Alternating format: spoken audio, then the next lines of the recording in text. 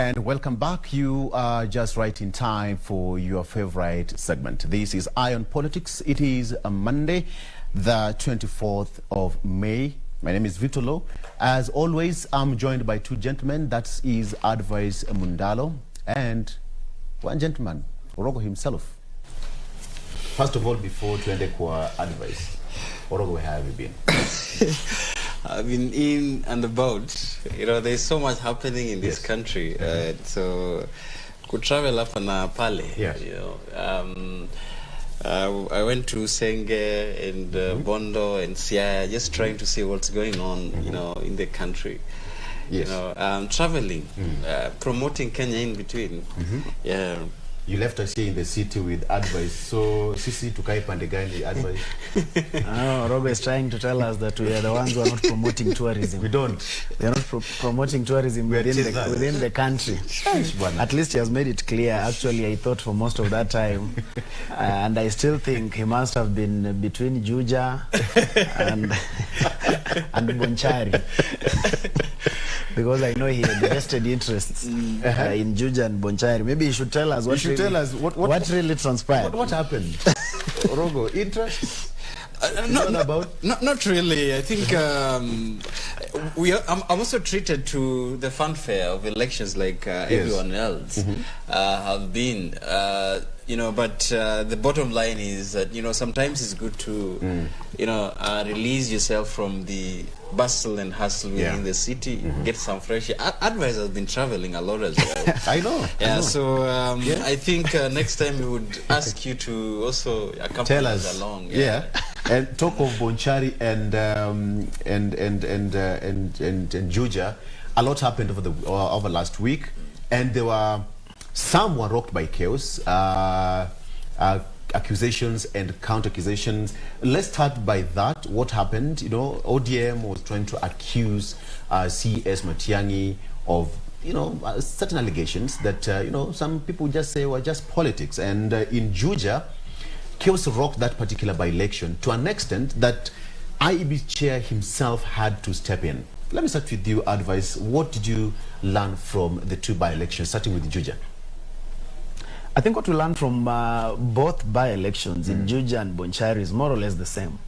And I think the electorate is speaking out in the highest and loudest of their voices that the days of intimidation and forcing people and whipping them a particular direction by the forces of the state are way over.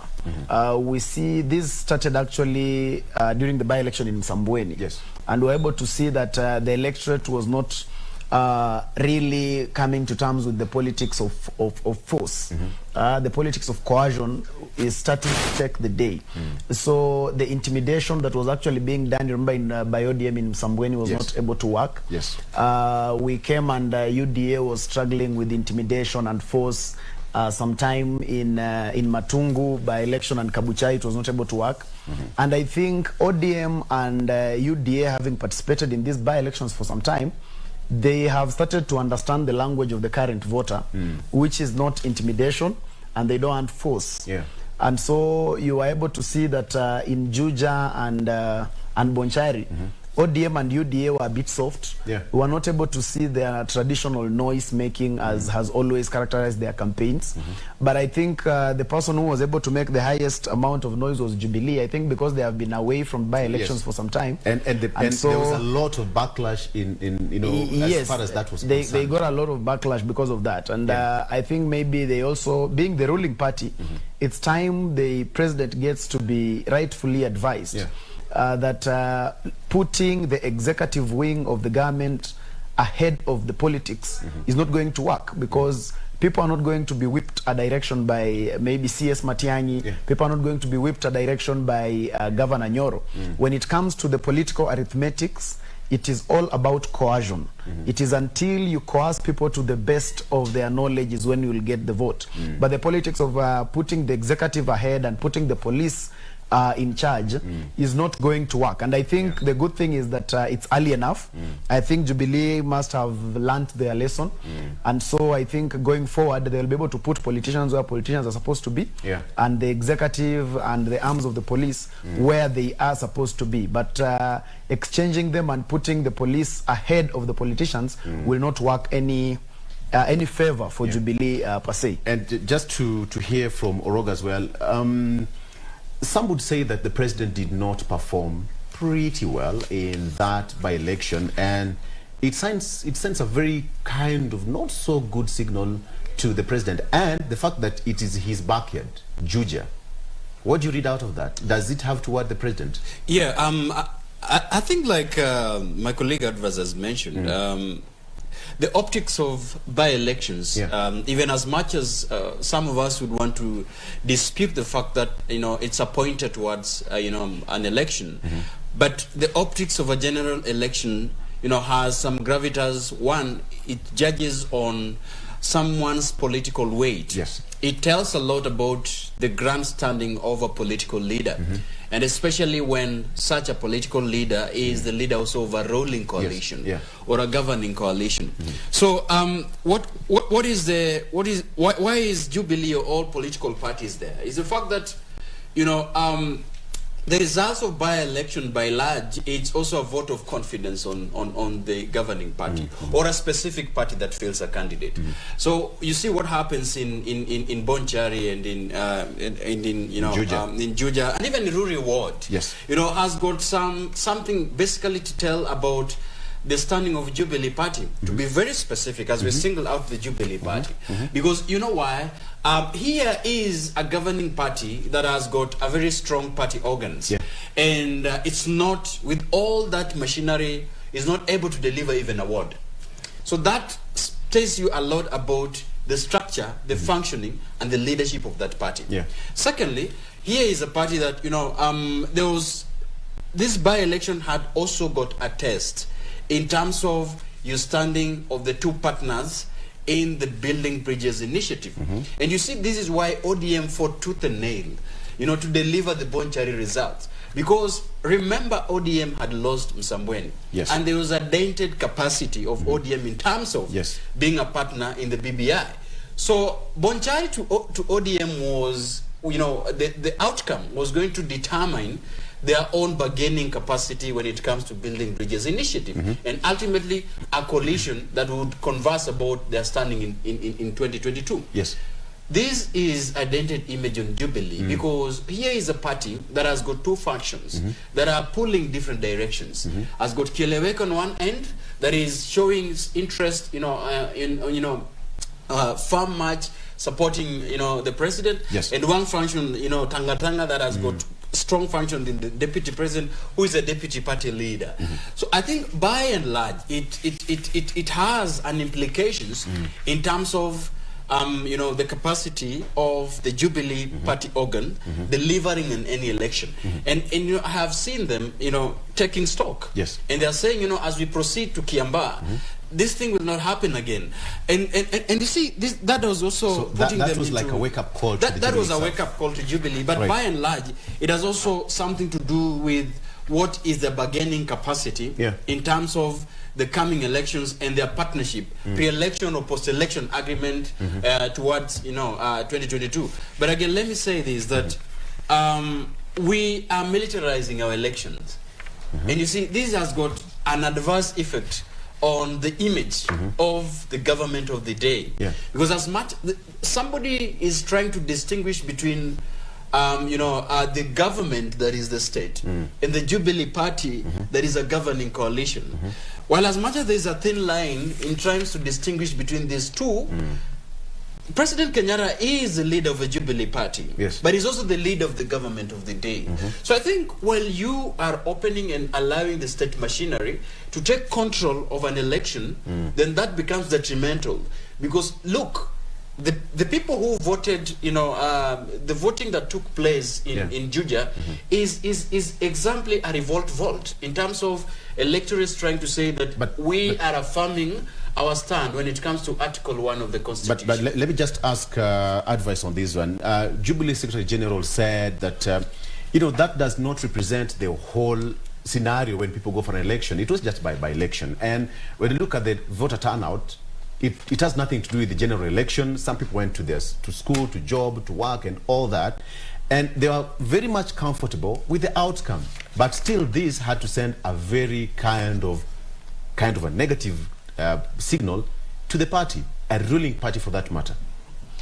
You know, although we cannot be thinking selective thinkers. Yes. Whereby when things work for us, then we interpret them to mean that is what could happen in a general election. And when things don't work for us, then we interpret it as though that is not as would be in a general election. We have seen wins by Jubilee where it was not directly involved but supported ODM or supported ANC, and when those wins came about, we saw the party being able to celebrate it as if to mean that is what is representative of a general election. But now in a case where that Jubilee has now lost, the Secretary General is now coming out to say that is not representative of what happens in a general election. I think that is not being very fair. That is just being selective in thought. The reality is that these by-elections have a lot to do with what would happen in a general election. So they should not go to bed and relax easy. They should not go and relax. They should not go and relax and imagine that, you know what, a general election will be much difficult. Yes, we agree that a general election would have greater populations. But then we must also come from the realization that the small populations that we're having in by-elections are representative of the feeling of the people on the ground. So if the SG was to do or was a good student of random sampling, he would be able to understand that you can use a very small sample to then know what would happen in the larger sample. So it's not right for him to...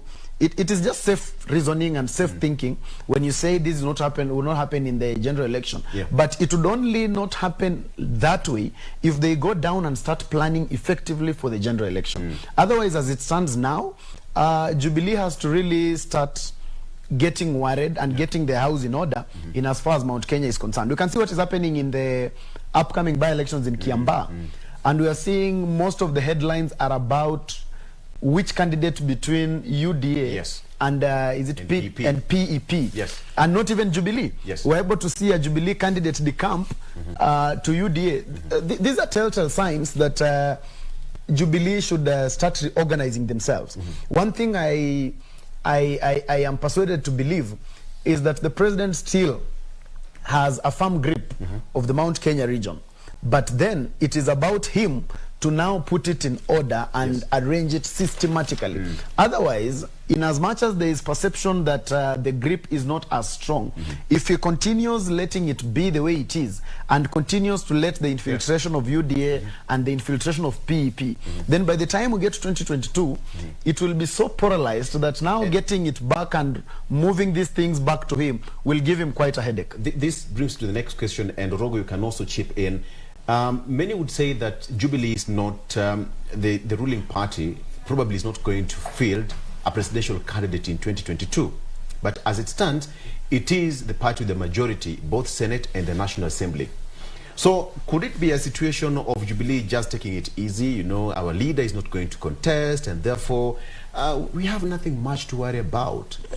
Are they just being complacent in all this? Well, I think for me it's a bit of strategic bringing up, because one of the issues that is the country is rightfully grumbling right now is, would we have a presidential candidate, or would we have the format that is provided within the constitution, where we have the president and the running mate who assumes the position of a deputy, or are we going to have pass the Building Bridges initiative that opens other plethora of opportunities and options where other candidates have a broad negotiation?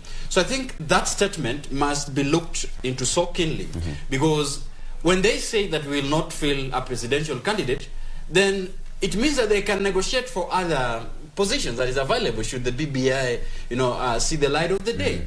So I think for me it's a very strategic statement that would be look into the scope of is there someone that is not fit or is not within the caliber of being filled as a presidential candidate under Jubilee party, or does Jubilee party has taken a stock and within their capacity they have seen that at the exit of the current party leader, what really remains for us is the people that are remaining are not fit to to run as a presidential candidate, or is it a strategic statement that would make Jubilee party go to a negotiation table with other parties and allow other parties field candidates while they take other options that will be available? So I think that statement is open a Pandora's box for a number of imaginations and a number of political mechanizations. But you see, Victor, the thing is, one of the things that I'm actually saying right now is, when we look at the structure and the formation of Jubilee Party, by that time it was Jubilee Coalition in 2013. One of the things that I always insist on, it was a marriage of convenience by that time. And I think history can tell that the interest by that time was that we are here to unite the country. We are here to try to beat the cases that are were within the international court. But failure, upon which, if we succeed in doing that, what else would be the agenda? So I think for me, what Jubilee is actually going through right now is probably what other political parties are going through right now. Is that, would we have restructure ourselves, that we have a strong bargaining power for 2022, and that is why they're saying that these political by-elections are not an indication of what to come in 2022. And I would say this, coupled up with what you've talked about and also what advisors said. Yes. You see, a by-election, determines your political standing. And you see, this is what ODM has got right. Yes. Because you can see ODM started losing Ugenya. And you see, that was an ODM seat. Yes. Here in Embakasi South, that was an ODM seat. In Sambweni, that was an ODM seat. So the moment you keep on losing your seats, it actually shows that you are losing ground and you are ceding grounds to other political parties. You cannot be reckless enough to say it's not an indication of elections. Let me ask advice this one. So does it mean that political parties tend to lose their flame as after any election, and they concentrate so much on the party politics, forgetting that they run the politics? Whenever you have members of parliament representing and you are a party, you have to continue building that party. Now here comes a situation where a party like Jubilee, for example, lost in Juja, and Kiambaa is still coming up, but they don't have a candidate yet. All right. So what happens moving forward? Your advice to the party leaders, perhaps? I think we cannot underscore the importance of by-elections in the country. That one is given.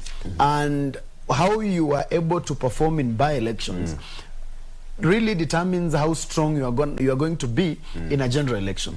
And that's why you can see ODM is really re-strategizing, as Dan puts it, so that they can then be on the right side of the electorate.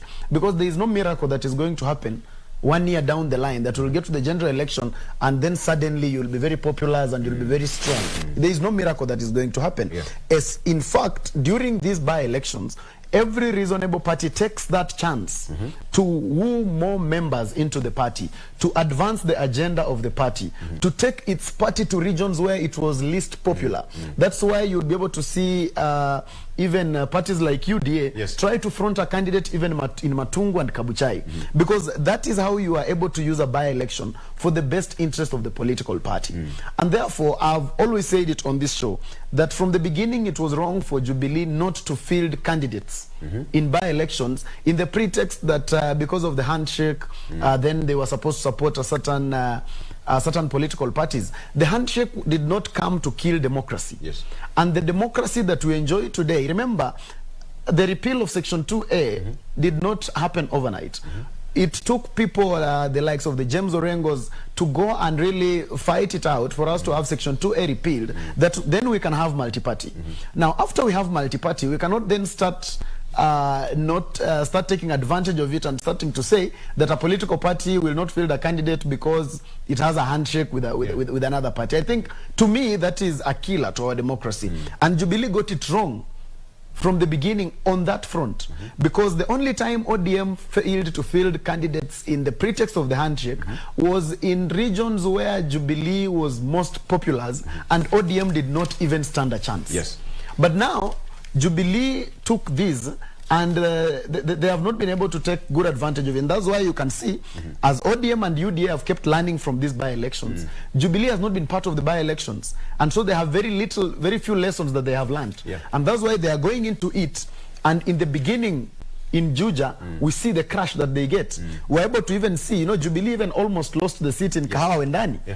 So it is, Jubilee should start refocusing and just reorganizing the party and making sure that now going forward, they have to be more intentional in what they do. Yes. We can be able to see, and they have a by-election in Kiambaa that is coming up, and it would be disastrous for Jubilee to lose that by-election in Kiambaa. And if you look it would be more disastrous if Moses Kuria wins the by-election in Kiambaa. Because if Moses Kuria wins the by-election in Kiambaa, then the drumbeats of Moses Kuria being be so loud. Central Kenya regional kingpin will continue getting loud. And by the time we get 2022, it will be too bad to even contain. So I think the president needs to really get himself on the seat, not just of the presidency, but on the seat at Pangani Interchange of the Jubilee Party headquarters as the party leader of Jubilee and take control of the party. While that is happening, it now, the person who is now celebrating out of all this is Deputy President William Ruto.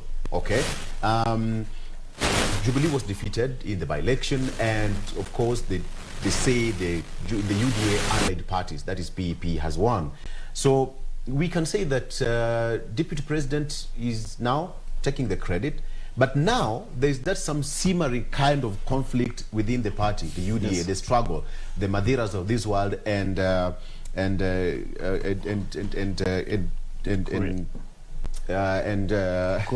Kuria of this world. Now, who is going to be the leader in this particular one? Because somebody say, you know what, I delivered. The other one say, I am the chief campaigner. So again, should this worry Deputy President William Ruto? Because if the infighting continues, then we all know what happens. Daniel.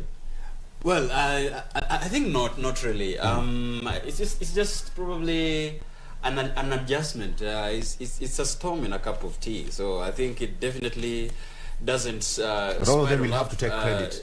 Spiral up to to dysfunction. Yes. UDA. It's also a testament that the UDA party is growing strong, and that this jostling is all about trying to get your position on a party that is restructuring and coming up so strongly. I think these are just few political party activities that UDA has taken participated on, and you can already see the kind of jostling that is within. So, but also on other flip side, it could be very important for a deputy president to have a keen eye on, especially on now the wrangles that are rocking, the party formations, the formations that are now taking place right now. It could be remembered that it also started that way in Jubilee, just a small little bit, and then it grew out of proportion. So, deputy party leader, deputy president has been in politics for some time, and I think he understands that for anybody to be a kingpin of a region or have a political influence, or have a political mind to be, declared as a de facto spokesperson of a certain region, or becomes a point person, they should be delivery to some extent. Yes. And I think this is what is happening, is that Moses Kuria has, within just that one, just one by-election, he gets politically cheeky to think that, he's now getting it right, he's now getting it strongly, to become the focal point person that is within, the central vote-rich area. But for me, I think it's still early to tell. Yes. Because as much as there are a number of by-elections that are still lined up, there is still a lot of issues that still needs to be done within UDA, including coming up with a strong political parties organs within UDA, having grassroots elections within UDA to determine whether this is really a party. You cannot really determine a party leadership out of one or two by-elections. You really must have a strategic thinking within the formations of political party. And it's the same thing happening in Nakuru County. You can see Ngujiri, I think the MP for Bahati, has gone wild in terms of wild allegations with the prospective governorship of Susan Kihika, and it's blowing out of proportion. For him calling out for the two leaders, his mind is that the deputy president to unite with the president. Which other political friends colleagues within the party are actually not finding that outrageous as we speak. The same time, him also thinking that it could be a political heavyweight within Nakuru. So I think, but the bottom line is that the deputy president, who is the leader of the UDA, must actually call his out to order. But being his experience that has been here for some time, is actually able to see who can deliver and who is delivering to become a focal point person of Central Kenya. But I think all these things needs to go to 2022. If the negotiation should be, because we spoke about it in the last panel, Victor, and we said no, as it currently stands, no political party is able to to reclaim the position of being a governing party when it's not forming alliance with other parties. No political you cannot stand alone ahead of people. Advice before you take a break, what would be your advice to the deputy president for him to survive and just to take control of the UDA party, which was just formed a few months ago, and as it stands right now, is getting a lot of momentum and strength as we head to 2022 presidential elections?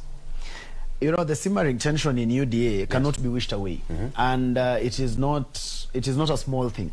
I think the deputy president needs to take it very seriously.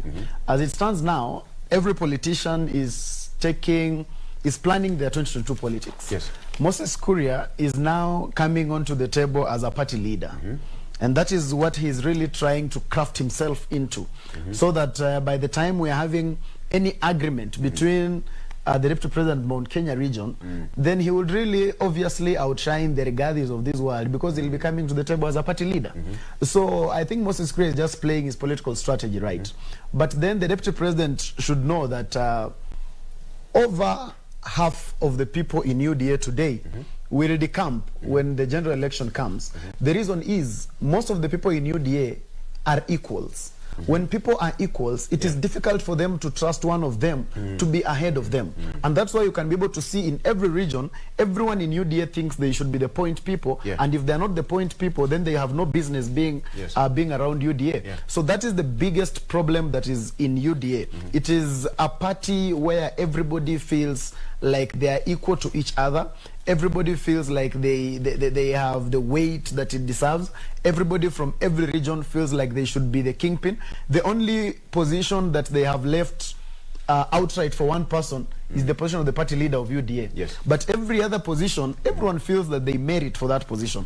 Therefore, it is a big exam to the deputy president to contain all these people and have all of them satisfied. It is not going to be an easy feat, because for as long as he picks one person, when he goes to Western Kenya and picks say Didmas Baraza as the person to spearhead UDA activities in Western region, he loses some of them. When he goes to Central and picks Rigathi to be the person spearheading, he loses others. So he must really come up with a very great strategy now on how so that he can contain these people. And it would be better for him to contain them now than to have a mass exit out of the party 2 months or a month to the general election. It is better for him to start working and crafting it out today, because it's better for them to even exit today than to exit 2 months to election. 22 elections. Exactly. So, gentlemen, we still have got lots more to talk about. We see over the weekend there was that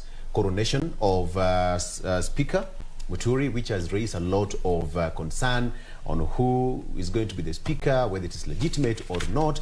We are going to talk about that. And of course, the third arm of government, that is the judiciary, is now headed by women. What is going to entail about 2022? Are we seeing something ahead of that? Let's talk about that when we come back after this break. Eye on Politics continues shortly. Stay around.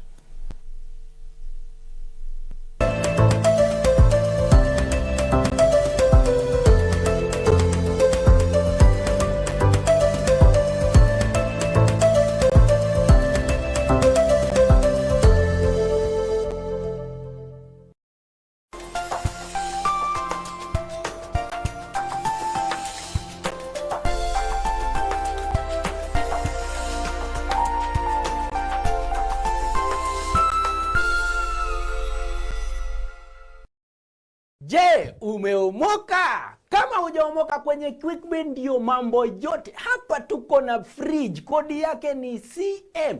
Tuko na gas cooker, kodi yake ni CK. Tuko na TV, kodi yake ni TV. Tuko na simu aina ya Samsung ni SM, ama Oppo ni Oppo. My friend, mahali popote unanitizama, eka hizo kodi zake kisha utume kwa 4032353.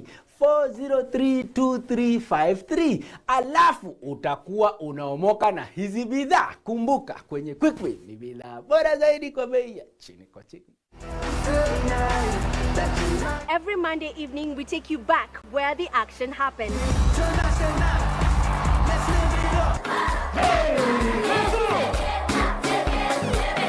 We cheer up your Monday blues.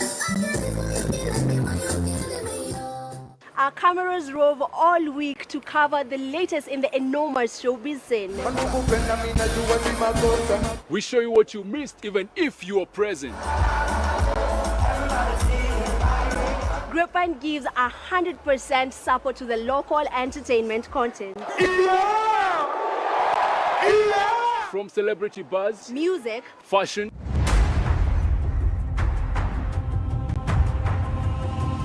and all manner of entertainment and youth talent. watch Grapevine every Monday at 10 p.m.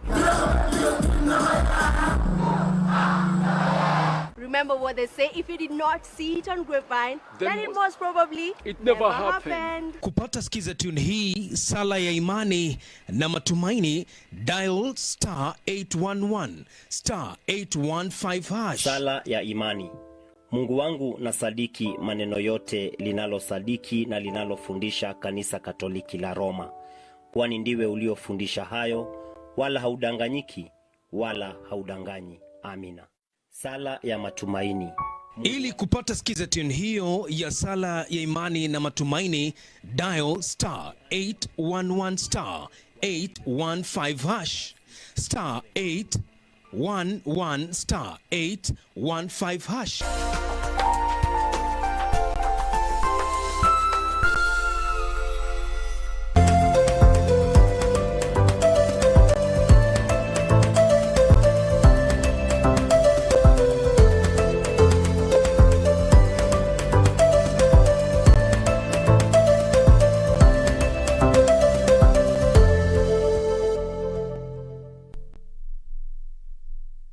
Continues here on KBC Channel 1 with me, Victor Oloo. We have got Daniel Orogo and Advice Mundalo. The show continues. Before we went on a break, we talked about issues affecting us. Now, last week, a lady was sworn in to head the judiciary. Justice Martha Koome now head that third arm of the government. As it stands right now, it is the women running that department. We can say completely. We have got Anna Madi as the Chief Registrar. We have got Philomena Mwilu as the Deputy Chief Justice. And now we have got Justice Martha Koome as the first and the 15th Chief Justice of the Republic of Kenya. First of all, we have to give it to the women. Give credit where it's due. She deserved it. The question to me, for me to the gentleman here is that, Advice, what do you read out of the, did you expect, first of all, her nomination to the seat? First of all, I think I spoke on the subject of the current Chief Justice during the vetting process, and I remember Dan was on my neck in this panel. You remember? Because I thought... We still have that clip. At the time, which I still believe up to now, she was able to really be exemplary in her performance during the interview.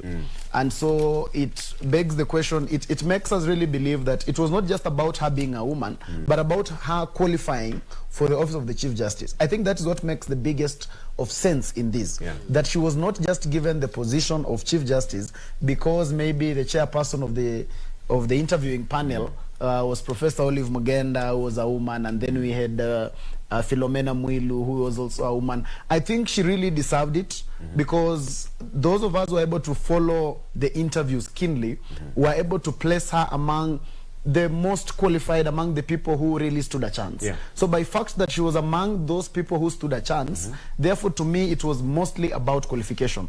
What I am almost always against is the aspect of rewarding people and giving positions based on gender or based on age, that just because someone is youthful, then they must be given a certain position, or just because someone is a woman, then they must be given a certain position. It must be based on qualification, and it must be based on exemplary performance. And I think for the Chief Justice, I think she qualified for the job. I think if the interview is anything to go by, she deserved it. And then it speaks to men must also now work at least 3 times harder. Yes. Most of the, when we were able to look at the interviews, actually, most of the men in the interviews, not all, but most of the men in the interviews did not perform too well as even per the judgment of the ordinary mwananchi. So it speaks to a lot. It speaks to a lot. And so as men, we must be able to put our first foot forward and just work a little bit more smarter. But I think it's also a good thing that Kenya is one of the countries that is creating the history that we can have a fully women-run judiciary.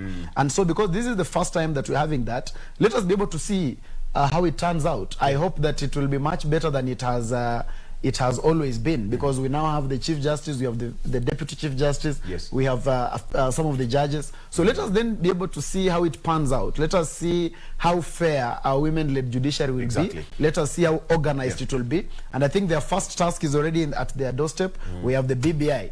So let us be able to see how that pans out. Let us see how they can be able to make a decision that must be on whichever side, but be able to make Kenyans believe that they were as neutral as possible. Daniel, was this probably intentional? To some extent, I think it is, because for me, I think it's a matter of fate and qualification, and also, you know, intentionality of the selection panel. I think that is the JSC, the Judicial Service Commission. I also like, you know, to just congratulate her for a job well done. She had a sterling performance at the interview processes, and definitely that is why, you know, she was selected by the JSC as fit and qualified. The other thing that I also really need to say right now, that she now is Chief Justice of the Republic of Kenya. She ceases to be a representative of certain quarters of people.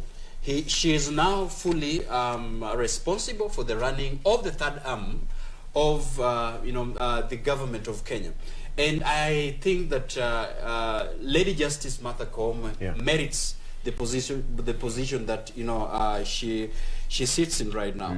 Now, while there is a change of guard within the judiciary and a breath of, you know, fresh air within judiciary, one of the things that you know, is outlined is the fact that her, you know, philosophy about the judicial process that we have, especially you know, her ambition in terms of the backlog of the cases that have been there within the judiciary for some time, the nomination of the 41 judges still pending, you know, and I was very keen on her swearing ceremony, and I was looking at the optics, the non-verbal communication between her and the head of the executive. And I think there was something so clear that these two heads of government, you know, are working together to resolve, you know, the long-standing differences between judiciary and the executive, another arm of the government that is the legislature. And I think I am very optimistic that Lady Justice Martha Koome will solve the grandstanding that has been there, you know, the public limelight and the relationship that has been, the bad relationship that have been there between these two arms of the government. And I think that is very hopeful as I look towards that. But also, look here, we are having a case in court, and an appellate court that she served as a bench of that court. And it's upon her, because I think this is very, that's why you say, is it intentional? I think it's intentional, because the JSC, in consultation with the judiciary and the legislature, are live and aware that we are having a case that is ruled against the Building Bridges Initiative. Yes. An initiative of the executive, if you can remember, right, is an initiative that the legislature has given, has pulled through for some, to some stage. Yes. And therefore, all eyes are on the judiciary right now. And to that factor, a head of judiciary that has been sworn in for some, recently. So I think one of the daunting tasks that Lady Justice Martha Koome has is to prove herself, because one of the litmus tests is this case that is here. Yes. I am telling you for a fact, Victor, because that position that she serves, somebody says, is a position that consumes the legacies of this whichever way. Let me just ask you this one. So if it goes, BBI passes, can someone say that it will be a reward to appointing authority? Well, I think it's not. That to some extent, some faction, the scholars will think that that is the affirmation from her that you see, we are able to begin to resolve issues explicitly that are palatable to the executive. The fact that she is ahead, she's now able to to have something that appeals to the executive, while some quarters I think it will not be. Like people think that this is arm twisting of the executive to give a favorable outcome, and one way or the other. One of the things that I am very happy about in her statement is that even as much as there is interdependence between judiciary and the executive, the judiciary must come out to fulfill its mandate as an independent institution. Okay. Let me just bring advice. Let me ask you a question. Now, let's take a scenario. We have 3 ladies running that arm of the government. As I mentioned, we have got Martha Koome as the CJ, we have got Philomena Mwila as the deputy CJ, and now Anne Amadi, who is now the registrar. Yes. Are we seeing a situation where in 2022 we'll have such kind of a shocker lineup? A woman president for the first time. Is that possible? Is this an indicator of what is just about to happen to us? Oloo, when we talk elective, it's very different from appointive. And in as much as I agree that going forward, women are continuing to get more and more courage and more gravitas to even join now the leading positions in the country. But I doubt that that is going to happen as early as 2022. And even if it happens as early as 2022, I doubt it will really go too far. Because as it stands now, 2022 is just a year down the line, and we can already read the political temperatures of the country. So it is going to be very difficult for us to say that an imagination is just going to come from nowhere and then come and disrupt what is already simmering as it stands now. So I don't think, in as much as I agree that there is a lot of impact that women are coming with as time goes by, but in terms of them leading a campaign for presidency in 2022, I think it's way too early. What I would agree with is, in the event that BBI goes through, and then we have an expanded executive, then the gender card will really play out in how then formations are going to be done towards 2022. Because if we have 5 positions, then every coalition will want to play a card that will be able to endear the women voter. Remember, they are almost the majority in the country. So in as much as they are coming up strongly for the presidency, I doubt that they will be able to do that in 2022. But in the expanded executive that the BBI proposes, I see some coalitions proposing a woman for prime minister. I see some of them proposing a woman for deputy president. I see some of them proposing a woman for deputy prime minister. That is coming to be. But for the presidency, maybe it is something that would wait a little bit, maybe till about 2027, thereabout. Because as it stands now, 1 year down the line, I have still not seen a woman who has come up very strongly. I doubt one will be able to be made in a record 12 months. I think that will be historic. Getting one who can be sharpened and completely, put on the line and be made a president. In politics, anything is possible. But I get your point. Are you trying to argue that now that we have got that wing of the government being headed by women, now we cannot have the executive now also being headed by women? No, I think that's not the argument, because the heading of the executive is elective. Yes. It is not appointive. If the people decide that they want to elect a woman to head the executive, there's nothing much you can be able to do, because that is an elective seat. We cannot be able to argue it out in terms of maybe it's an appointment or someone is supposed to be given through a certain panel. If the people go to the ballot and elect a woman president in this country, that will be okay. If the people go to the ballot and they elect a youthful president, that is okay. We cannot be able to, I always say, we cannot be able to referee democracy. We can't be able to referee democracy. Let us give, if we really want to be a democratic country, then let us give Caesar what belongs to Caesar. What the people choose is what should be. And that's why in other forums, although you've seen me argue that we cannot even be able to say that we want to really block and say for people to be elected into office for members of parliament, they must have a degree, or they must have a diploma, or they must have a master's degree. I think it is up to the people to decide if we want to be wholly democratic. If the people feel like they want to be represented by people who have degrees and PhDs, they will choose those people. If people do not want to be represented by those people, it is not right for us to then referee this process so that we create opportunity for some type of people. I think representation is purely that. Representation. I saw Orogo looking at you like, yes, he doesn't agree with that a bit. that side eye Orogo gave you like, yes.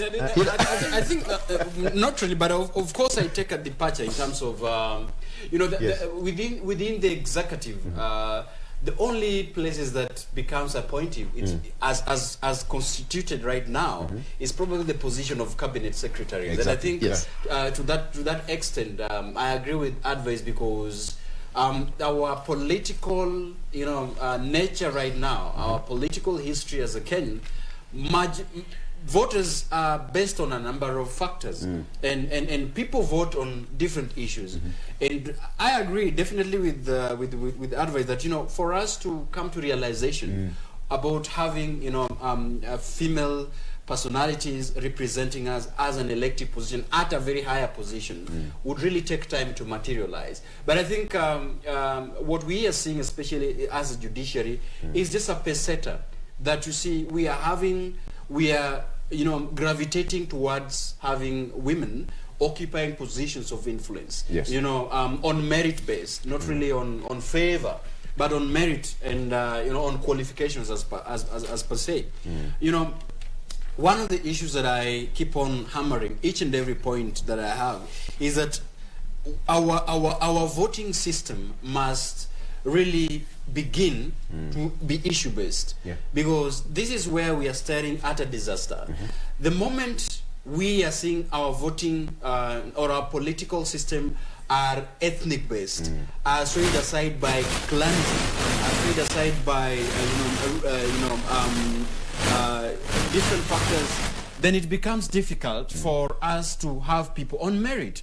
And I agree with advice, if we begin to champion and to interfere with democracy, like we're seeing, then it begins being a problem. And this is why we are having leaders who do not merit the position that we are having. We are having learned people who are leading in corruption cases in this country, lamenting public resources. It's simply because we have not really begun to vet our processes of electing people. And that is also where we are having a problem as electorates. I said on a different platform, the only problem I feel about this country is, although we must sometimes in this panel find a way that we can have a topic on how we assess the psychology of voters, it becomes a problem in this in not only in Kenya but also in Africa, because the moment we begin to ask, could we vet the type of leaders we have? Then we are consumed by other factors. Begin to be a lamenting nation. A nation always in lamentation each and every election year. What kind of leaders are we having? Yet you are the people who elected them. So I think for us as an electorate and as a panel, one of the things that we could begin to champion for is, can we have a conversation with electorates? Or what do you expect from a leadership? What do you expect from the people that you elect? Otherwise, we will forever remain a lamenting nation. Absolutely. All right. Gentlemen, I'm being told that we are stuck of time. It's 9 on the dot. Time runs when you're having a good time. I always say this. It's never enough. You know, we've just started. For me, it's like we've just started. Then Mundalo is like, oh no, to the left. I wish you could do that. But hey, work has to be done in a particular order. And as always, gentlemen, thank you so much. We still have another moment next week to discuss more of this. And GMK continues, and Jane will be back here in a very short while to continue the debate. But thank you so much, gentlemen. That is Advice Mundalo, who is a communication expert, and Daniel Orogo, who is also a political commentator. Gentlemen, always a pleasure having you on the show every single Monday morning. Are you? Thank you so much. Let's do this again tomorrow. Jane is up next. GMK continues. We'll be right back.